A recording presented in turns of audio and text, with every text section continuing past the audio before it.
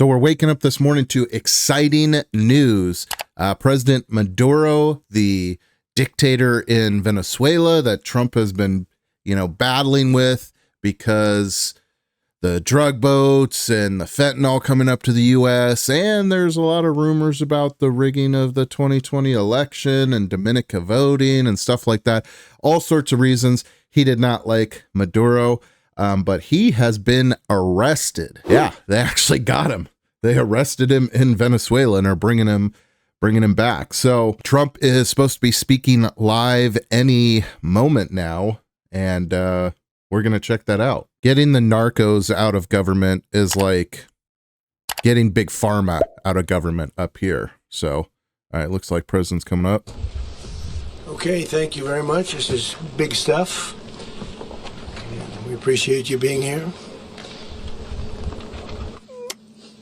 Late last night and early today, at my direction, the United States Armed Forces conducted an extraordinary military operation in the capital of Venezuela.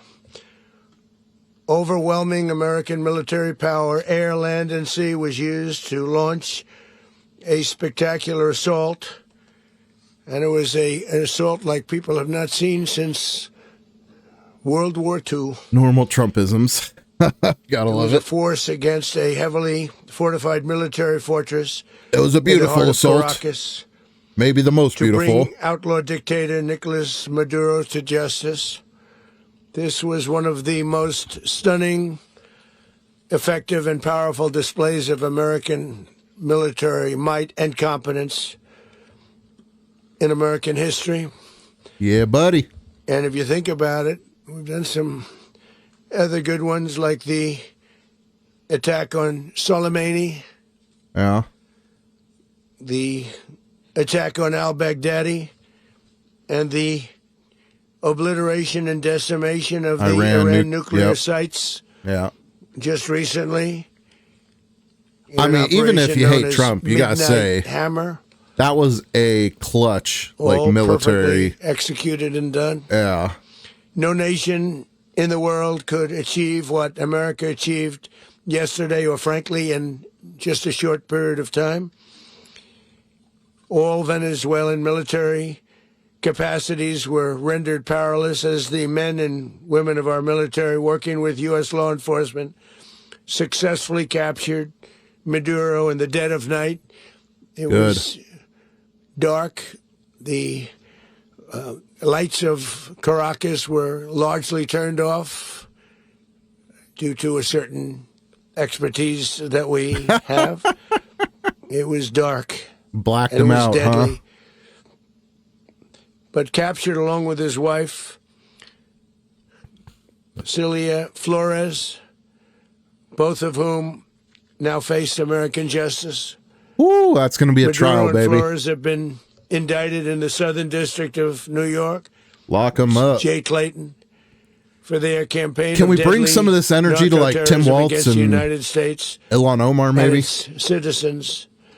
I want to you don't thank even the men need to and knock women out of the our power grid to military get who them. achieved such an extraordinary success overnight with breathtaking speed, power, precision, and competence. You rarely see anything like it. You've seen some raids in this country that didn't go so well. They were an embarrassment. If you look back to Afghanistan, or if you look back to the Jimmy Carter days, they were different days. We're a respected country again, like maybe yeah, like the Afghan pullout was an absolute embarrassment for America. Operating in collaboration with U.S. law enforcement. Travesty to the military. In a very ready position. They were waiting for us. They knew we had many ships out in the sea, just sort of waiting. They knew we were coming, so they were in a ready, what's called a ready position. But they were completely overwhelmed and very quickly incapacitated. If you would have seen what I saw last night, you would have been very impressed. I'm not sure that you'll ever get to see it, but it was an incredible thing to see. Not a single American service member was killed. Think about this compared to like Saddam Hussein, right? Equipment was lost. You know, we had many helicopters, many planes, many The thousands of troops that died and the years and billions of dollars spent just to get Saddam. And look at what Trump does, man. Was lost, not one just goes and snatches up the war criminal and dips. Killed. The United States military is the strongest and most fearsome military on the planet by far. With capabilities and skills our enemies can scarcely begin to imagine. We have the best equipment anywhere in the world. Yeah. There's no equipment like what we have. And you see that even if you just look at the boats. You know, we've knocked out 97% of the drugs coming in by sea. 90%. Each boat kills on average, 25,000 people. We knocked out 97%. Boom. And those drugs mostly come from a place called Venezuela. We're going to run the country until such time. If you're a liberal watching it, those are the harmless safe, fishermen. Proper, and judicious transition. So we don't want to be involved with having somebody else get in, and we have the same situation that we had for the last long period of years. This is a huge Trump W. So we are going to run the country. I mean, it is. Until such time as we can do a safe, proper, and judicious He takes out a brutal dictator. transition. He does it without any major military operation or war or anything like that. We want peace, does it in the dead of night, and for the great people now they're of coming Venezuela, to America to stand trial. And that includes many from Venezuela how much better that are now of a living W in the could you United get? States and want to go back to their country. It's their homeland. I mean, Elon Omar being locked up would be a little bit more of a W in my mind. Doesn't have the good of the Venezuelan people in mind. We've had decades of that. We're not going to let that happen. We're there now, and what people don't understand, but they understand as I say this, we're there now, but we're going to stay until such time as the proper transition can take place. So we're going to stay until such time as we're going to run it, essentially, until such time as a proper transition can take place. Turn this up a teeny bit. As everyone knows, the oil business in Venezuela has been a bust, a total bust, for a long period of time. They were pumping almost nothing by comparison to what they could have been pumping and what could have taken place. We're going to have our very large United States oil companies, the biggest anywhere in the world, go in, spend billions of dollars, fix the badly broken infrastructure, the oil infrastructure, and start making money for the country.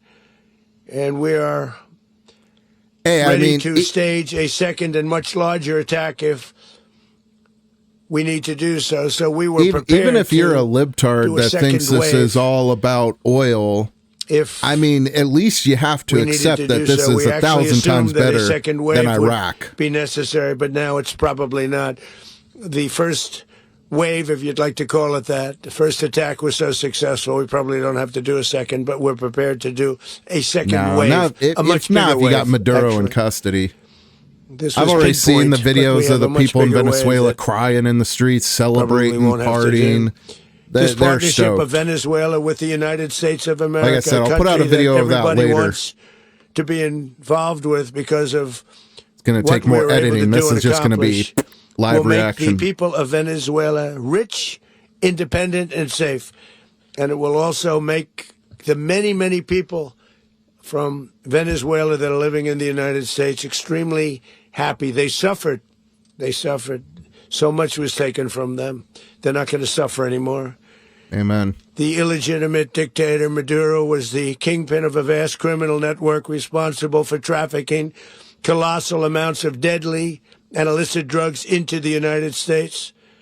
As alleged in the indictment, he personally oversaw the vicious cartel known as Cartel de las Solas, which flooded our nation with lethal poison, responsible for the deaths of countless Americans, the many, many Americans. Hundreds of thousands over the years of Americans died because of him. Maduro and his wife will soon face the full might of American justice and stand trial. I believe that they were a big drug cartel and all that. I just don't know if they'll be heading that's to really the reason we're targeting them. I think it's and other then a things, decision will but be made, I assume, between New York and I'm not sad about it. Miami or Florida. But we have people where the overwhelming evidence of their crimes will be presented in a court of law. And I've seen it. I've seen what we have. It's both horrible and breathtaking that something like this could have been allowed to take place.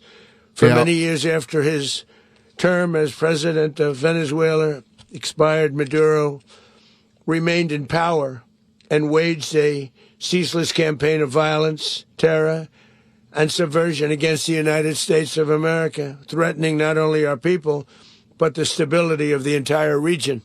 And you all saw it. In addition to trafficking gigantic amounts of illegal drugs that inflicted untold suffering and human destruction all over the country, all over, in particular, the United States. Get rid of them. Maduro sent savage and murderous gangs, including the bloodthirsty prison gang Tren de Aragua, to terrorize American communities nationwide. And he did indeed. They were in Colorado. They took over apartment complexes. They cut the fingers off people if they called police. They were brutal. Sick people, man. But they're not so brutal now. And I just have to congratulate our military, Pete, and everybody, and our National Guard, because the job that they've done, whether it's in Washington, D.C., where we have a totally safe city, where it was one of the most unsafe cities anywhere in the world, frankly, and now we have no crime in Washington, D.C. We haven't had a killing. We had the terrorist attack a few weeks ago. A little bit of a different kind of a threat.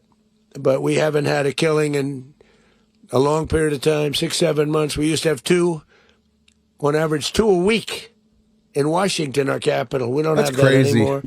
So crazy. The restaurants are opening. Everyone's happy. They're walking their daughters. They're walking their children, their wives. They walk to restaurants. Restaurants are opening all over Washington, I'm really DC. interested. If you live in D.C., drop a comment. Let me know. Is it that noticeably different? It's been amazing.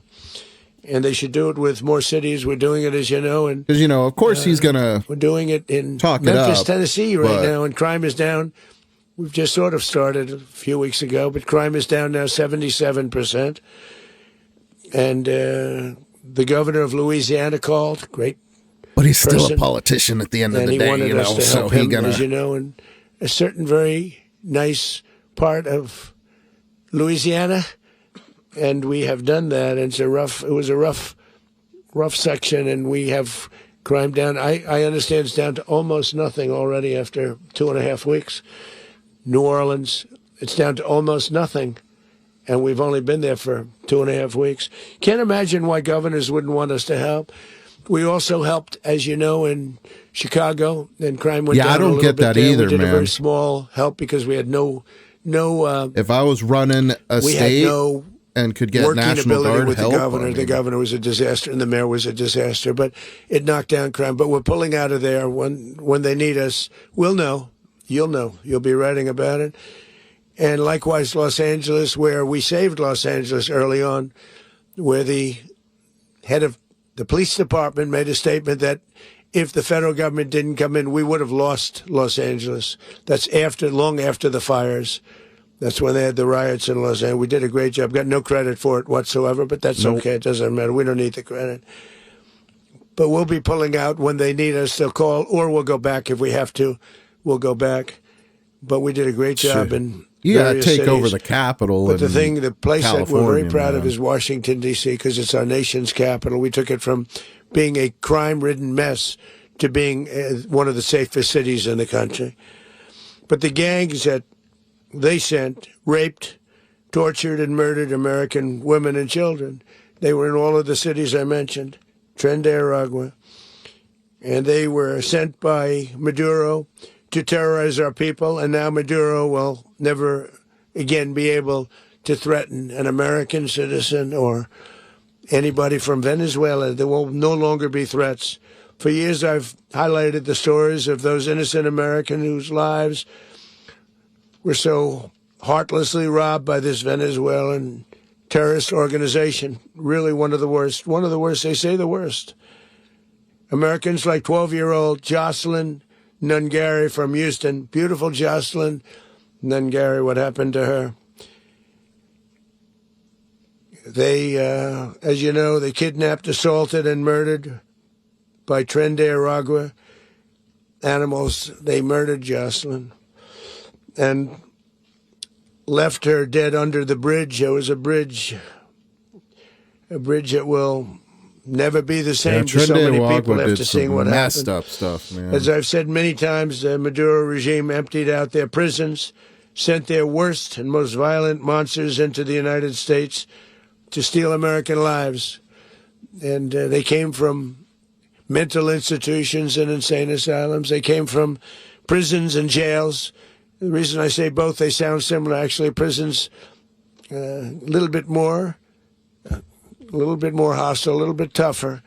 A mental institution isn't as tough as an insane asylum, but we got them both. They sent from their mental institutions. They sent from their jails, prisons. They were drug dealers. They were drug kingpins. They sent everybody bad into the United States, but no longer. And we have now a border where nobody gets through. In addition, Venezuela unilaterally seized and stole American oil, American assets, and American platforms, costing us billions and billions of dollars. They did this a while ago, but we never had a president that did anything about it. They took all of our property. Yeah. It was our property. We built it.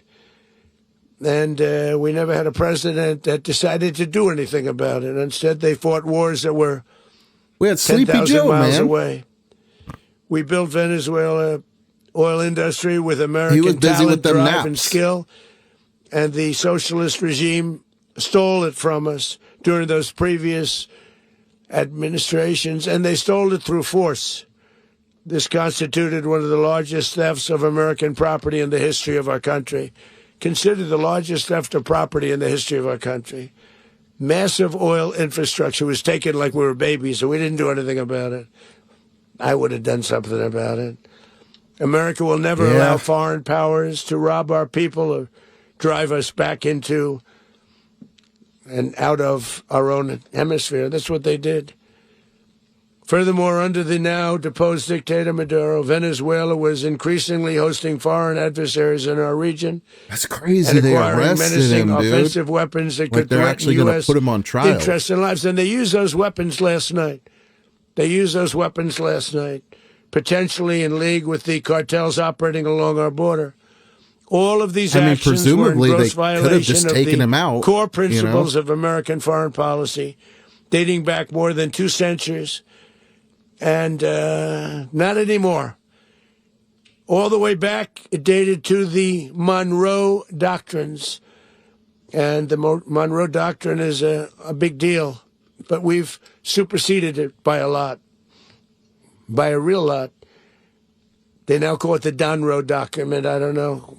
It's Monroe Doctrine. That was Rubio not We sort of forgot when he about said it. It was stuff very like important, that. but we forgot about it. We don't forget about it anymore. Under our new national security strategy, American dominance in the Western Hemisphere will never be questioned again. Won't happen. So just in concluding, for decades, other administrations have neglected or even contributed to these growing security threats in the Western Hemisphere. Under the Trump administration, we are reasserting American power in a very powerful way in our home region.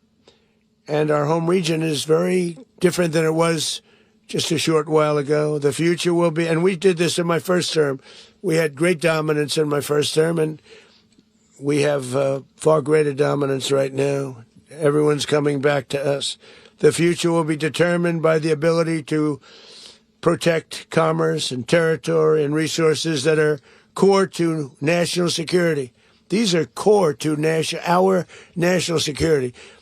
Just like tariffs they've made our country rich, and they've made our national security stronger than ever before.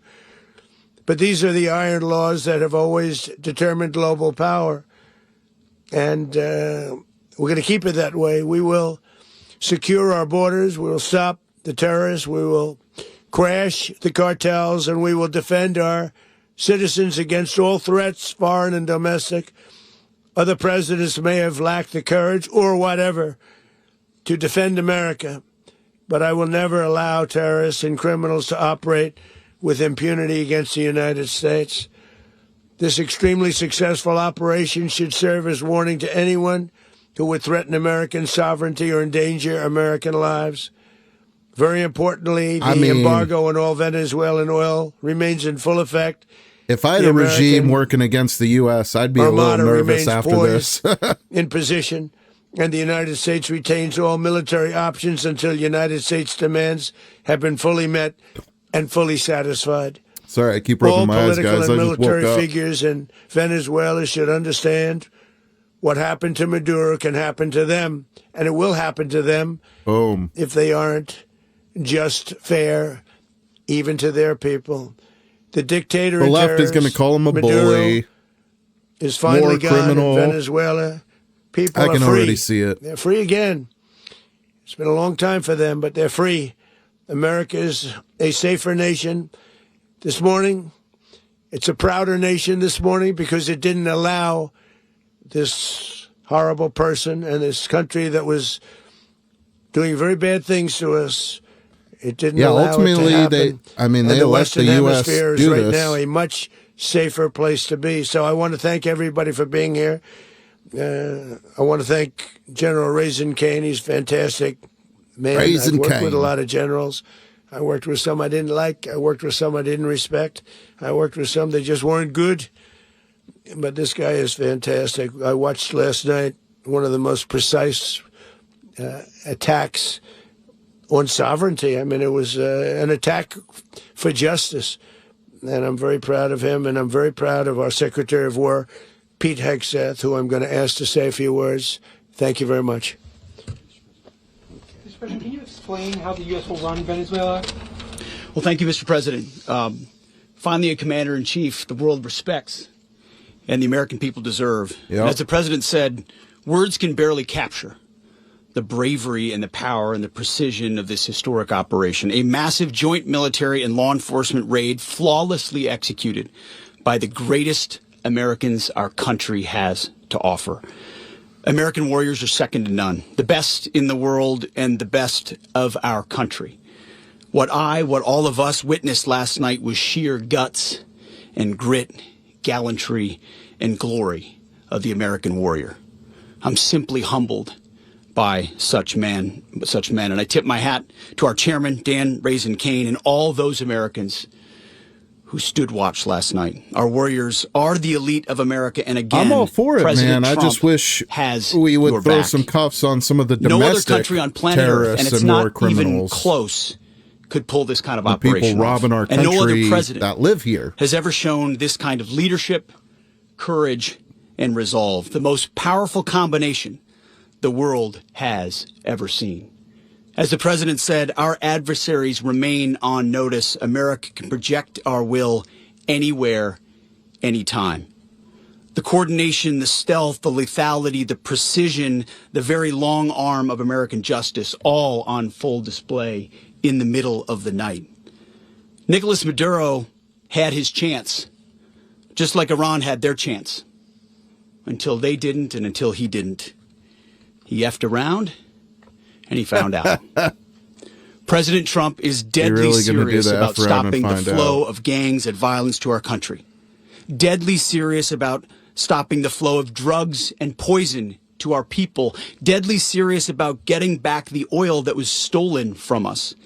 And deadly serious about reestablishing American deterrence and dominance in the Western Hemisphere. This is about the safety, security, freedom, and prosperity of the American people. This is America first.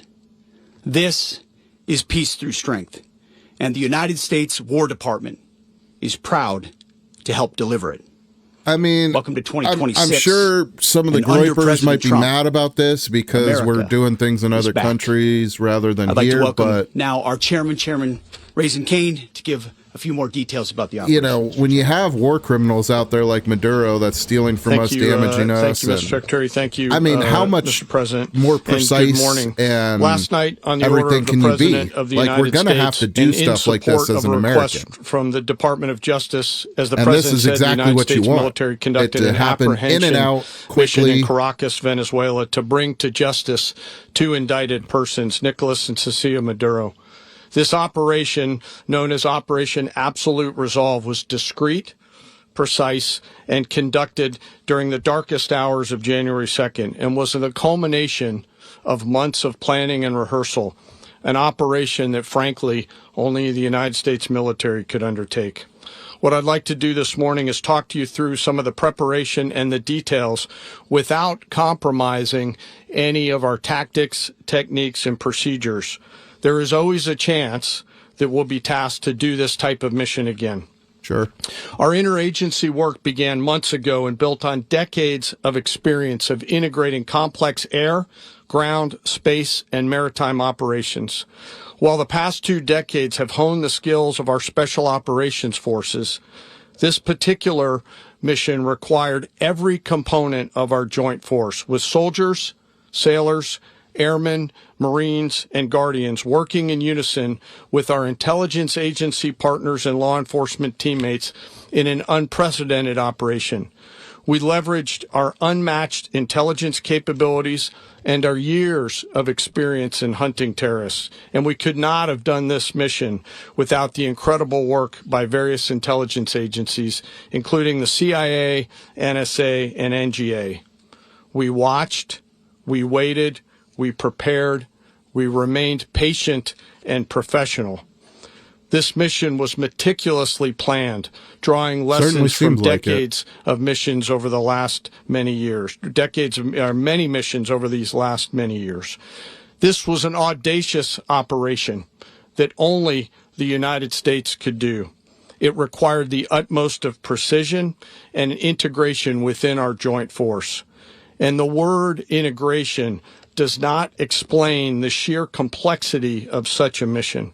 An extraction so precise it involved more than 150 aircraft launching across the Western Hemisphere in close coordination, all coming together in time and place to layer effects for a single purpose: to get an interdiction force into downtown Caracas while maintaining the element of tactical surprise. It's Failure crazy. of one component of this well-oiled They were able to machine just go in and swoop them up without any real big battle or anything. That's wild. Think about that. For America's joint force. So crazy. Those in the air over Caracas I mean, it's last amazing. night It's a miracle. were willing to give their lives for those on the ground and in the helicopters. Let me talk a little bit about the preparation. After months of work by our intelligence teammates to find Maduro and understand how he moved, where he lived, where he traveled, what he ate, what he wore, what were his pets, in early December, our force was set pending a series of aligned events. Key was choosing the right day to minimize the potential for civilian harm and maximize the element of surprise. Seems like and they did a minimize great the harm job. to the indicted personnel, so as the president said, they could be brought to justice. And as the president said earlier today, weather in Venezuela is always a ready factor for this time of the Maduro. year. And over the weeks through Christmas and New Year's, the men and women of the United States military sat ready, patiently waiting for the right triggers to be met and the president to order us into action. Last night, the weather broke just enough, clearing a path that only the most skilled aviators in the world could maneuver through. Luckily, we have a few of them. Mountain, low cloud ceilings. But when tasked with a mission, this organization does not quit. At 10:46 p.m. Eastern Time last night, the president ordered the United States military to move forward with this mission. He said to us, and we appreciate it, Mr. President, good luck and Godspeed. And those words were transmitted to the entire joint force. Over the course of the night, aircraft began launching from 20 different bases on land and sea across the Western Hemisphere. In total, more than 150 aircraft, bombers, fighters, intelligence, reconnaissance, surveillance, rotary wing were in the air last night. Thousands and thousands of hours of experience were airborne. Our youngest crew member was 20, and our oldest crew member was 49. And there's simply no match for American military might. As the night began, the helicopters took off with the extraction force, which included law enforcement officers, and began their flight into Venezuela at 100 feet above the water. As they approached Venezuelan shores, the United States began layering different effects provided by Spacecom, Cybercom, and other members of the interagency to create a pathway. Overhead, those forces were protected by aircraft from the United States Marines, the United States Navy, the United States Air Force, and the Air National Guard. The force included F-22s, F-35s, F-18s, EA-18s, E-2s, B-1 bombers, and other support aircraft, as well as numerous remotely piloted drones.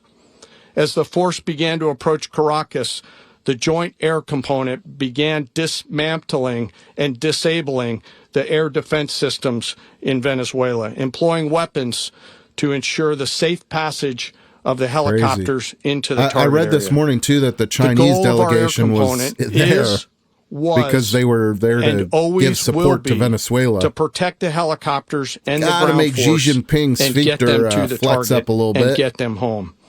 As the force crossed the last point of high terrain where they'd been hiding in the clutter, we assessed that we had maintained totally the element of surprise.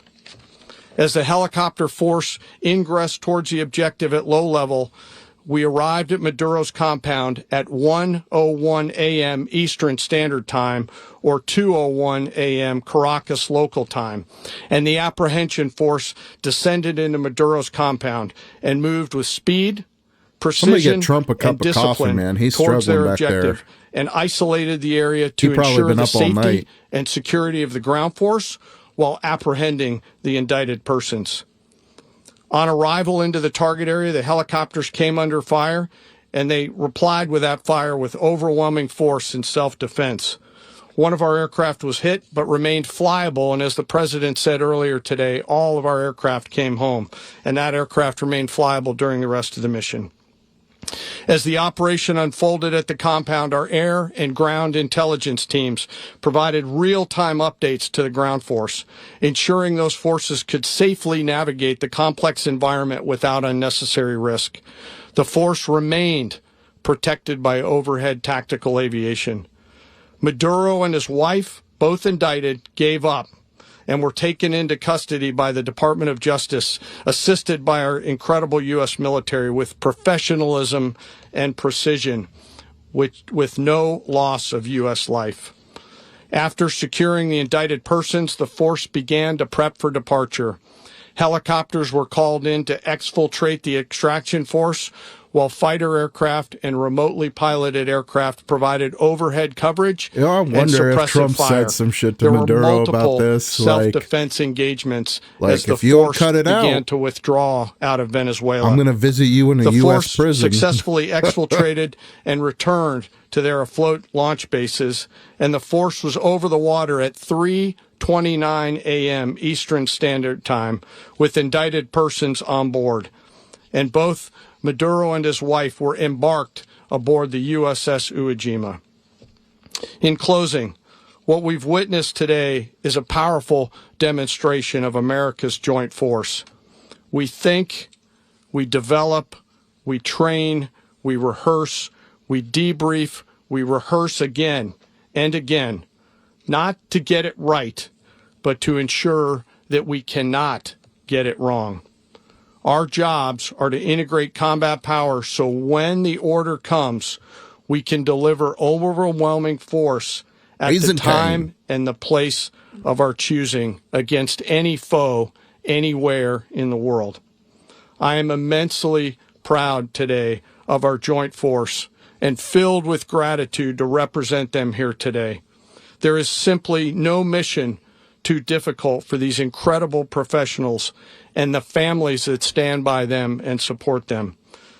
As we stand here this morning, our forces remain in the region at a high state of readiness, prepared to project power, defend themselves, and our interests in the region.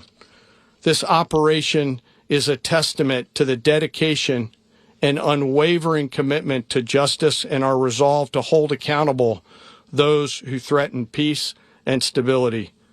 In closing, I want to express my heartfelt gratitude to the brave men and women who executed this mission. Their courage and tireless commitment to our nation are what makes us strong. Thank you, Mr. Secretary, and thank you, Mr. President. Well, I don't have much to add to what you've heard now, other than the following points. Nicolas Maduro was indicted in 2020 in the United States. He is not the legitimate president of Venezuela. That's not just us saying it. The first Trump administration, the Biden administration, the second Trump administration, none of those three recognized him. He's not recognized by the European Union and multiple countries around the world. He is a fugitive of American justice with a $50 million reward, which I guess we saved $50 million. And make sure. Yeah, exactly. But don't let anybody claim it. Nobody deserves it but us. But I want to be clear about one thing. Nicolas Maduro had multiple opportunities to avoid this. He was provided multiple very, very, very generous offers and chose instead to act like a wild man, chose instead to play around. And the result is what we saw tonight. The other message here is the following. You have a guy, like many people around the world, they like to play games. You have a guy who decides he's going to invite Iran into his country, is going to, do the confiscation of American oil companies, is going to flood our country with gang members, is going to take Americans prisoner and try to hold them for hostage and trade them like he was able to do with the Biden administration. Basically likes to play games all this time and thinks nothing's going to happen. And I hope what people now understand is that we have a president. The 47th president of the United States is not a game player. When he tells you that he's going to do something, when tells you he's going to address a problem, he means it. He actions it. I can tell you, I've watched this process now for 14, 15 years, been around it. Everybody talks. I'm going to do this. I'm going to do that. When I get there, we're going to do this. We're going to take. This is a president of action. Like, I don't understand yet how they haven't figured this out. So take some action and now, if you don't know, now the people in the U.S. This is the way it's going to play out. Please. And I think people need to understand that this is not a president that just talks and does letters and press conferences. And, if he says he's serious about something, he means it. And this is something that was a direct threat to the national interest of the United States, and the president addressed it. There's a president of peace, by the way. I told you what I just said earlier. This guy had multiple opportunities to find his way somewhere else and figure out another. He could have been living somewhere else right now, very happy, but instead he wanted to play big boy. And so now, he's got other sets of problems on his hands. And but I think the message here should be for the world. Look, the president doesn't go out looking for people to pick fights with. He's not generally wants to get along with everybody. We'll talk and meet with anybody, but don't play games. Don't play games with this president's in office, because it's not going to turn out well.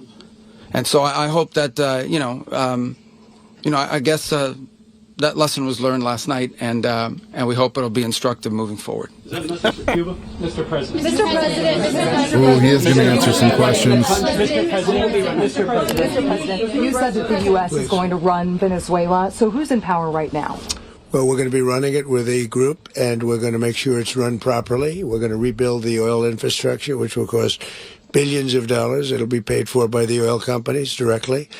They will be reimbursed for what they're doing, but that's going to be paid. And we're going to get the oil flowing the way it should be. As you know, it was just a minor flow. It was actually a minor flow for what they have.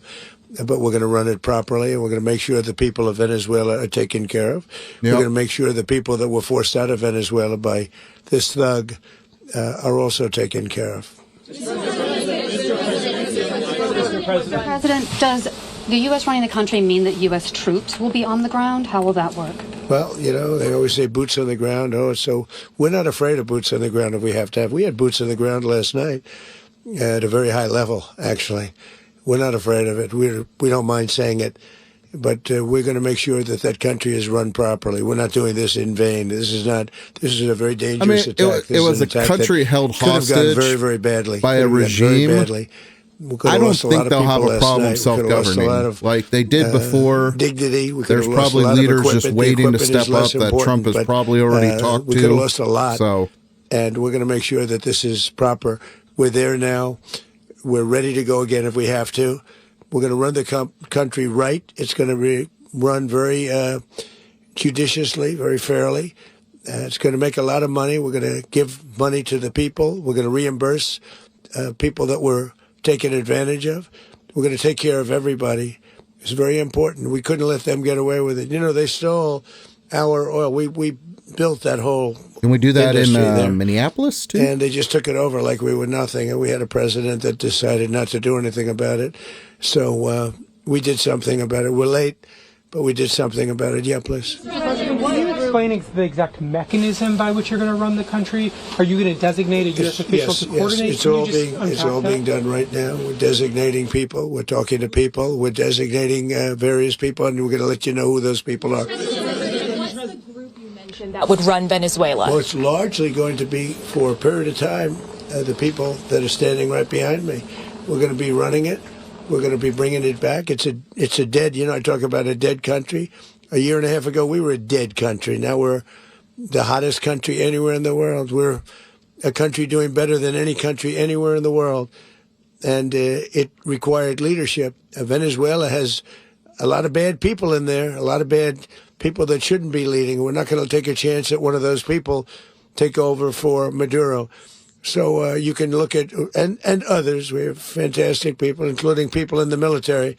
So we're going to have a group of people running it until such time as it can be put back on track, make a lot of money for the people, and give people a great way of life, and also reimbursement for people in our country that were forced out of Venezuela. Rubio would be...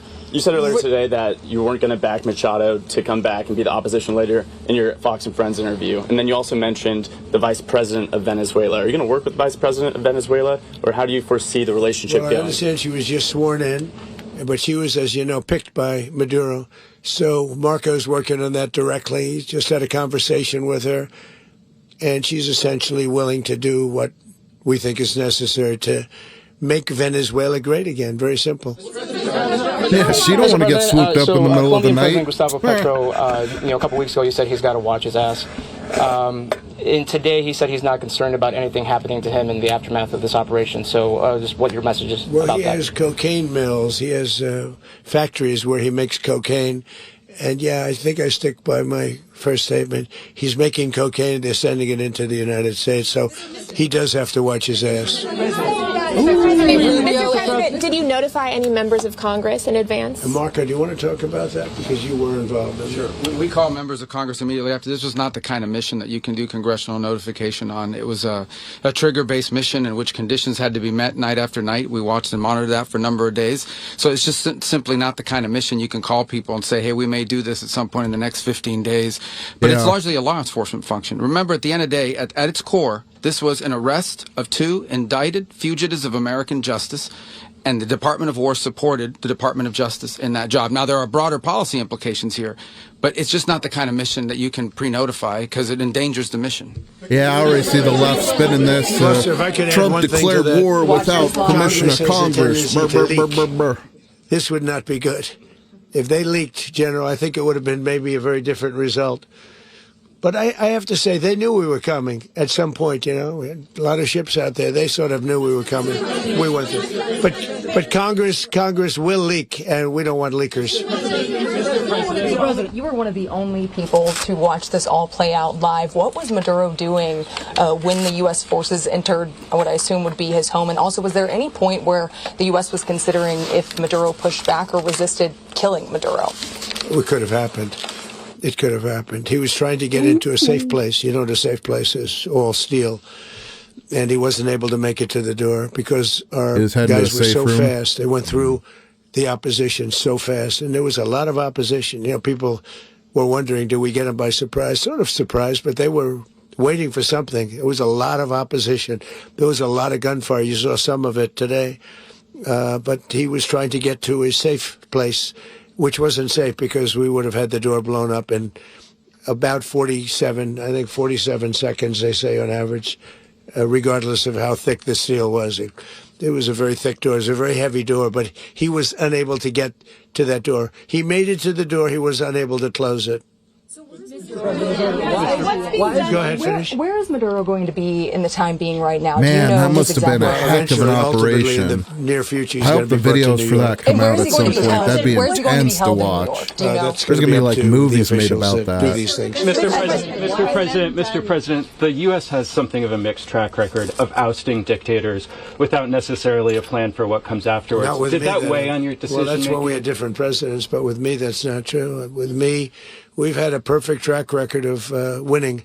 We win a lot, and we win. If you look at Soleimani, you look at al-Baghdadi, you look at the Midnight Hammer. Midnight Hammer was incredible. Right now, you wouldn't have peace in the Middle East. We have essentially peace in the Middle East because of that. If we weren't successful with Midnight Hammer, Well, Iran is overthrowing their government. So, yeah, that's largely probably due to Midnight Hammer. You've had only victories. You've had no losses. Yeah. President, can you?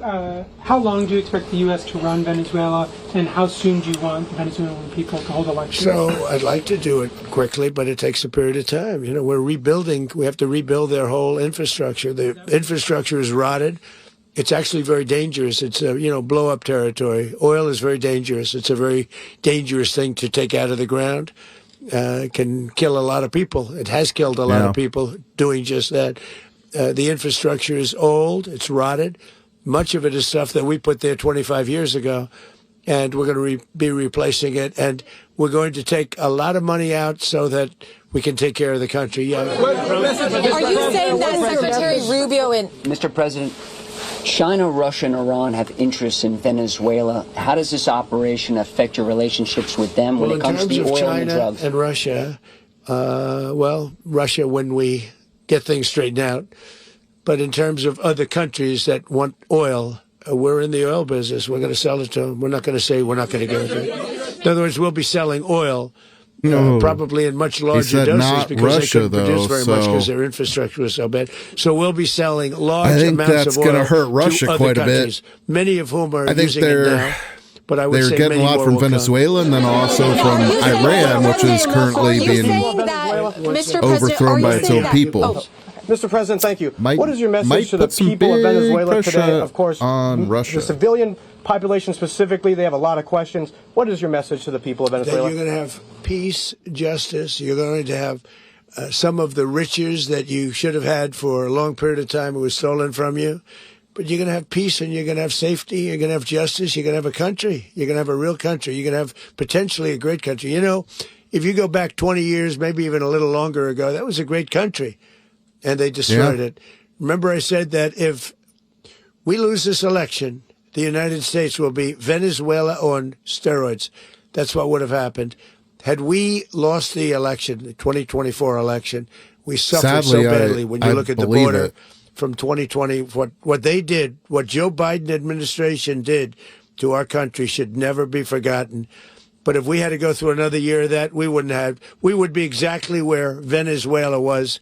In terms, I used to say, if they win, we're going to be Venezuela on steroids, and that's what would have happened. President, thank you. Are you saying that Secretary Hegseth and Rubio are going to be running Venezuela, and will you be sending in U.S. military troops to provide? They're going to be a team that's working with the people of Venezuela to make sure that we have Venezuela right. Because for us to just leave, who's going to take over? I mean, there is nobody to take over. You have a vice president who's been appointed by Maduro. And right now she's the vice president, and she's, I guess, the president. She was sworn as president just a little while ago. She had a long conversation with Marco, and she said, we'll do whatever you need. I think she was quite gracious, but she really doesn't have a choice. We're going to have this done right.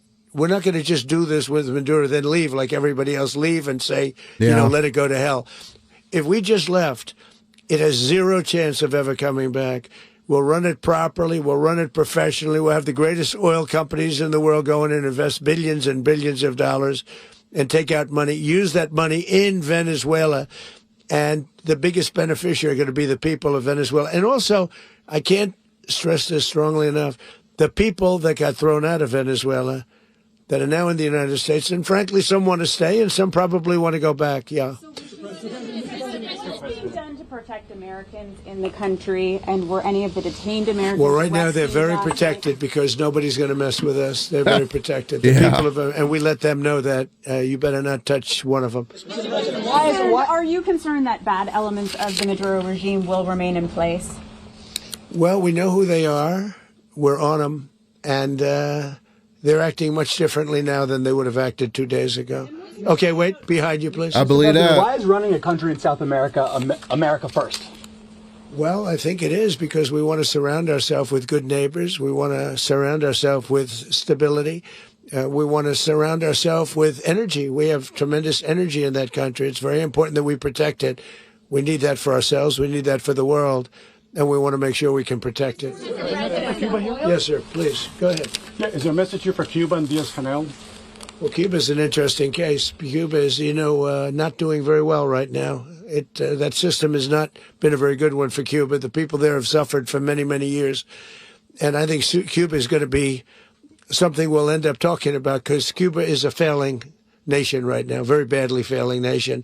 And we want to help the people. It's very similar in the sense that we want to help the people in Cuba, but we want to also help the people that were forced out of Cuba and living in this country. Do you want to say something about that, Marco, please? Well, I mean, I just gave you a statement a few minutes ago about, when the president speaks, you should take him seriously. So suffice it to say, Cuba is a disaster. It's run by incompetent, senile men, and in some cases, not senile, but incompetent nonetheless. It has no economy. It's in total collapse. And by the way, they were, all of the guards that helped protect Maduro, this is well known, their whole spy agency, all that were full of Cubans. I mean, it's amazing. This poor island took over Venezuela in some cases. One of the biggest problems the Venezuelans have is they have to declare independence from Cuba. They tried to basically colonize it from a security standpoint. So, yeah, look, if I lived in Havana and I was in the government, I'd be concerned, at least a little bit. Cutting off the oil flow to Cuba from Venezuela? Well, the president already announced a week ago that anything that's sanctioned, it's sanctioned oil, it's not going to be allowed to get there. So that's a pre-existing. Mr. President. The answer is yes. Yes. Aware of the location of opposition leader Machado, and have you been in contact with her? No, we haven't. No, we haven't. Mr. President, Do you have any hesitations about Machado? Mr. President, on Monday. I think it would be very tough for her to be the leader. She doesn't have the support within or the respect within the country. She's a very nice woman, but she doesn't have the respect to be the Mr. President, is leader. it possible that the U.S. ends up administrating Venezuela for years? Well, it won't cost us anything because the money coming out of the ground is very substantial, so it's not going to cost us anything. We want safety there. We want to be surrounded by countries that aren't housing all of our enemies all over the world. Depends on how long it takes to build the infrastructure up of a non-corrupt government. Rebuilding, and we're not spending money. The oil companies are going to go in. They're going to spend money. We're going to take back the oil that, frankly, we should have taken back a long time ago. A lot of money is coming out of the ground. We're going to get reimbursed for all of that. We're going to get reimbursed for everything that we spend. So it's going to be a very important. This is a very big evening that took place last night. We have to be surrounded by safe, secure countries, and we also have to have energy. Very important. We have to have energy that's real energy, not where they're getting 4% and 5% of the energy out of the ground. You take a look. It was such a disaster. So what's going to happen with Venezuela, I think, over the next period of a year is going to be a great thing. And the people of Venezuela will be the biggest beneficiaries. Mr. President, going to send in the U.S. military. They're dancing and crying and celebrating in the streets, so they believe it. Well, I don't want to get the into leftist reporters might not believe it, and I said, you got to surrender. And I actually thought he was pretty close to doing so, but now he wished he did, yeah.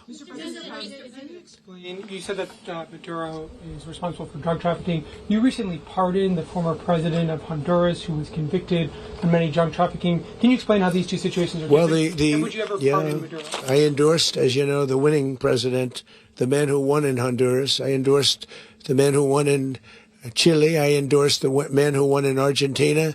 And we are doing very well with that whole group. What the man that I pardoned was, if you could equate it to us, he was treated like the Biden administration treated a man named Trump. That didn't work out too well for them. This was a man who was persecuted very unfairly. He was the head of the country. He was persecuted very unfairly. And there are a number of them. And we felt that it was a very unfair situation that happened to him. He's also a party member of the man who won. So obviously the people liked what I did. And one of the reasons that was done is because of the fact that the party in power felt very strongly that that man was treated very badly. I studied it very quickly, and then I studied it in great detail. I went to a lot of the people standing behind me, and they felt that that man was persecuted and treated very badly. That's why I gave him a pardon. You referenced boots on the ground earlier. Can you just sort of button this up? Do you envision the U.S. military having a presence in Venezuela as the U.S. runs that country? No, we're going to have a presence in Venezuela as it pertains to oil, because we have to have, we're sending our expertise in. So you may need something, not very much.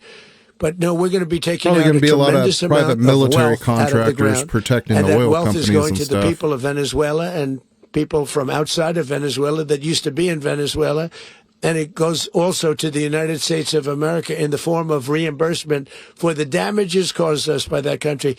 So I want to thank you all very much. Thank you. Do you have one? Yes, please. You were so nice before. I'm going to give you the final question. Go ahead. Thank you, Mr. Unless President. it's a bad question, in which case I'll go one word. It's about who? It's about Putin, if you want. About Putin? Well, that's always nice to talk about Putin. You had a phone call with him on Monday. Did he talk at all? No, we didn't. We never spoke about Maduro. Are you mad at him right now? I mean, there's this I'm not intelligence. thrilled with Putin. I'm not thrilled with Putin. He's killing too many people. Was that intelligence? I thought that would be so. I settled 8 1/4 war. You know what the 1/4 was? Thailand and Cambodia. I did it again. They broke out, and I did it in about 5 hours, and I settled it. I'm giving myself 1/4, so I'm up to now 8 1/4. In other words, I settled the war, but then they broke out. They had a pretty bad breakout over the last 4 days. I got them to go back to peace. So I only give 1/4. I thought the easiest one would be, one of the easier ones would be Russia, Ukraine. It's not. And they both have done some pretty bad things. And look, that's Biden's war. That's not my war. But I want to stop the lives. Did you see where last month, 30,000, it was 27,000 the month before. 30,000, mostly soldiers, were killed this last month. Horrible. 30,000. I want to stop that. You know, I got NATO to pay 5% instead of the 2% that they weren't paying. They weren't paying 2, now they pay 5. And we send them a lot of munitions. We send them a lot of things, missiles and various other things, a lot. And they pay. The United States is not losing money. We're probably making money on that. It's the last thing I care about. I just want to stop all those people. We're losing 25, 30,000 human beings that come from 2 places that are very far away. Yeah. But if I can stop, because it's something I've been pretty good at doing, deals, I guess. It's all a deal. Life is a big deal. But if I can stop that war and stop 30,000 young people, in addition to the fact that people are being killed in Kiev, people are being killed in other cities throughout, a much smaller number, but they're being killed, viciously killed. So I'm not happy about it. I thought that would be something that would get solved. We have Mr. Witkoff here. I think that we're making progress, but that's a war that should have never happened. If I were president, it would have never happened. Putin says it. Everybody says it. If I were president, that would have never happened. But I inherited that war. That was Joe Biden, Zelensky, and Putin. I came into the situation, and it's a mess. And I will say this. I watched an operation last night that was so precise, that was so brilliant. I mean, it was incredible. I really wish he would get more focused on domestic stuff. That war would not have gone on very long, that I can tell you. That war, to use an old term, that war has become a bloodbath, and we want it to get stopped. Thank you very much. Are you concerned a rogue Venezuelan general can take over the country? Did you talk about your conversation with the vice president? Well, that's it, guys. There you go. President Trump announcing the arrest of Maduro, basically the U.S. occupation of Venezuela until they can get their country and government running on their own. Pretty wild stuff, man. Not what I was expecting to wake up to today. But I'm very pleased with the fact that Trump was able to do this without a single loss of U.S. life, able to go in, do it strategically, do it surgically. I mean, this is such a change from all of the stuff that I grew up with the U.S. government basically going in and starting endless wars for situations like what was happening in Venezuela. I mean, under most other presidents, this would have been a 20-year event to get Venezuela back under control, costing trillions of dollars. So the fact he was able to go in there in one night and take out the leader and not even kill him and bring him back alive is chef's kiss to Trump on that one. Well planned. But let's get back to work, guys. That's it for today. Keep praying. I'll see you in the next one.